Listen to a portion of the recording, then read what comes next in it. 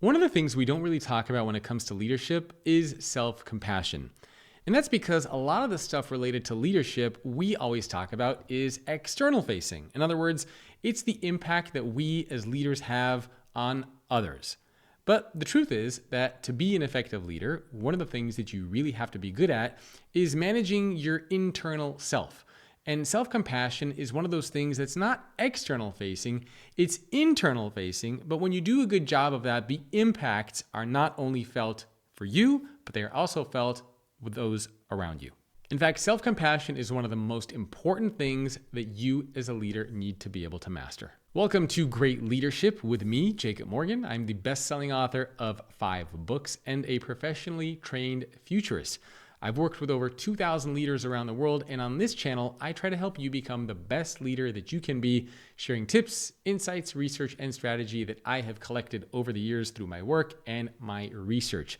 So if you want to become the best leader that you can be, then I encourage you to subscribe to this YouTube channel so that you can get content just like this every single week. Self-compassion is about acknowledging how you're feeling, your challenges, your mistakes, your failures, your struggles, but not doing so from a lens of pity, not doing so from a sense of victimhood. You acknowledge these things so that you can be kind to yourself and not beat yourself up over them. I used to struggle with this all the time. I play competitive chess and racquetball. I'm just a very competitive person by nature. And whenever I lose at something, or whenever maybe it's in business, something doesn't go the way that I want it to go, my default has always been to beat myself up over it. Whether it was playing a game of racquetball and losing and then saying, oh, you're an idiot, you're so stupid, how could you have made that mistake? To maybe not being able to close a deal, or maybe I didn't get a speaking gig and I'll say, oh, you shouldn't have said that. You shouldn't have positioned yourself like that. You're so dumb. Why are you doing this?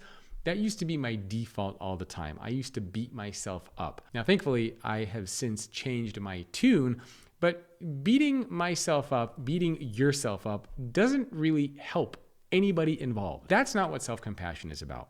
Self-compassion is, again, being able to acknowledge the things. I made a bad shot. I made a bad move on the chessboard. I shouldn't have said or done that, or I didn't get that speaking gig. I didn't get that project, but then accepting it and being okay with it and being kind to yourself. It's okay that that didn't happen. What did you learn about that situation? There's always the next game that you can play.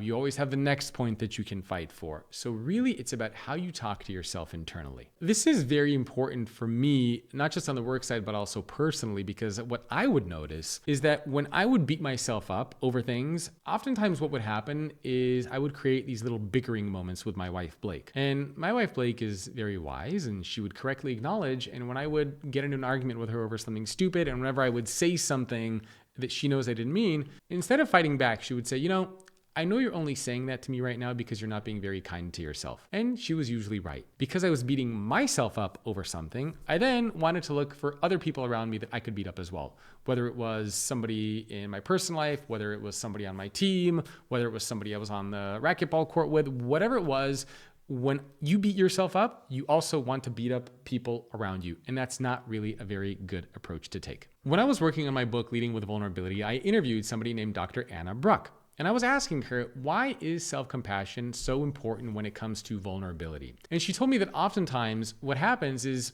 vulnerability at some point will be used against you at some point in your life, right? At some point, somebody's going to take your vulnerability, use it against you, maybe to keep you from getting promoted, maybe to hurt you in some sort of a way. Now, if you don't have self-compassion, what's going to happen is you're going to say, oh, I knew I shouldn't have been vulnerable. I'm never going to do that again. I'm going to close myself off from everybody. And that's it. That's a bad thing to do. Because vulnerability is where learning and growth and development comes from. So if you acknowledge and say, I'm never going to be vulnerable with anybody again, you're basically saying, I'm never going to learn and grow and develop. When you have self-compassion, though, what it does is it allows you to create what Anna Bruck calls a safe place for you to land. So that when something doesn't go your way, instead of beating yourself up, you say, you know what? It's okay. What did I learn about the situation? What did I learn about myself? What did I learn about the other person?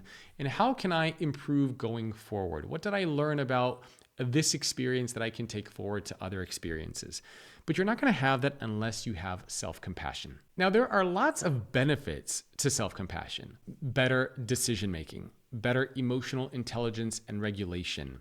You can create a more engaged environment with your team because you're not going to be lashing out and taking things out on them. As I mentioned, you're going to be taking care of your own well-being, which, how can you possibly be expected to lead others if you cannot be taking care of yourself? It'll help you make better decisions, and it will also help you overcome any challenges or obstacles that might come your way. Now, before I get to the rest of this video, do me a favor. If you like this kind of content, please hit that thumbs up or that like button on this YouTube video. Let me know that you appreciate it. And of course, if you have a comment, leave it below. Let's talk about a couple things that you can actually do to develop and create some self-compassion for yourself. Number one is you talk to yourself the way that you would talk to a friend. So if you think about it, let's say you have a friend and your friend has a bad day at work. They lose a deal, they make a mistake on a project, and they come home and they beat themselves up over it. How are you going to talk to your friend? You're not going to go to your friend and say, yeah, you're right. You are terrible. You are a bad person. You are not experienced. You are, a terrible employee. You're not going to say that. You're going to say, you know what? It's okay. Tomorrow's another day. It's not that big a deal in the grand scheme of things. You're okay. Like, don't worry about it. Just brush it off. That's how you're going to talk to a friend. And so try to talk to yourself internally the way that you would talk to a friend. Another thing that you can do is to remind yourself of the things that you're grateful for. I've had to do this. My wife has had to do this, and I do this on a regular basis. I ask my kids to do this every day as well. But oftentimes when you're going through a tough time, it feels like the world is crumbling around you. So taking a step back and reminding yourself of the things that you're grateful for and the things that you appreciate can help you get a little bit more grounded and centered. And this helps with self-compassion because as you acknowledge the things that you do have going for you, the positive, the optimistic things, you will start to talk a little bit more positively to yourself as well. Another technique, I'm really big on this, is practicing self-care. Exercising, eating healthy, making time for yourself, meditation if you need to meditate, journal if you want to journal, whatever it is that you need to do. Sit in a sauna, cold plunge, swim. Make time to practice self-care. Because when you feel good, when you're eating healthy, when you know that you're taking care of yourself, you're going to be kinder to yourself. Whereas opposed to if you're not doing those things, then it's going to be much easier to beat yourself up because you know you're not making the right choices in your life. Two more things that you can do. Number one is reframe your perspective. So see the challenges, see the obstacles, see the difficulties as opportunities to shine. Whenever I go on stage or whenever my wife goes on a stage, we always remind ourselves, it's just another chance to shine. It's another chance to be your best. And we all go through these difficult times and challenges. And so I think reminding yourself and reframing that challenges are opportunities, that failures are opportunities to learn new things is a very, very helpful and effective thing that you can do to make sure that you don't beat yourself up, but instead you focus on learning moments and you focus on things that you can apply going forward to other situations. And the last technique I want to share is from Dr. Kristen Neff. She has a really good exercise. It's a self-compassion exercise. I've had to use this many times. And people who watch this channel or listen to my podcast know the story behind it. But it's a really cool self-compassion exercise where when you identify that you're going through a difficult time and you want to beat yourself up, there's kind of 3 steps to it. So the first thing that you do is you acknowledge that this is a difficult time. You acknowledge that you're experiencing a challenge. Then you also remind yourself that this is something that everybody goes through, that you are connected to humanity because all people go through challenges. All people go through obstacles. All people have a tough time. This is not just you. It's a collective shared experience that you share with billions of other people on planet Earth. And then the third thing of this is after you acknowledge the challenge, you recognize that this is something everybody experiences, you say that you are going to be kind to yourself. You remind yourself to talk positively and to be kind to yourself. So if you can practice some of these things, you will be much more self-compassionate, and everybody in your personal life and your professional life will notice. And I want to end this video by reading a quote, which comes from the CEO of a large financial institution called Truist. And it is a quote from Bill Rogers. This is a company that have around 50,000 employees. And here's what he told me. He said, I regularly carve out some quiet time, meditative time for myself. And I remind myself that I am human. I give myself clemency for imperfection, and I strive to learn from my mistakes. And again, this is from Bill Rogers, CEO of Truist, 50,000 person company.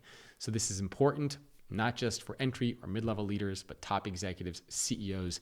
We all need to practice a little bit more self-compassion. It'll make you a better person, and it will especially make you a better leader. So I hope you enjoyed this video. If so, please remember to subscribe, and also let me know, what other content do you want to see from me? How can I help make you a better leader? Leave me a comment below. Let me know what you think. Thanks for watching.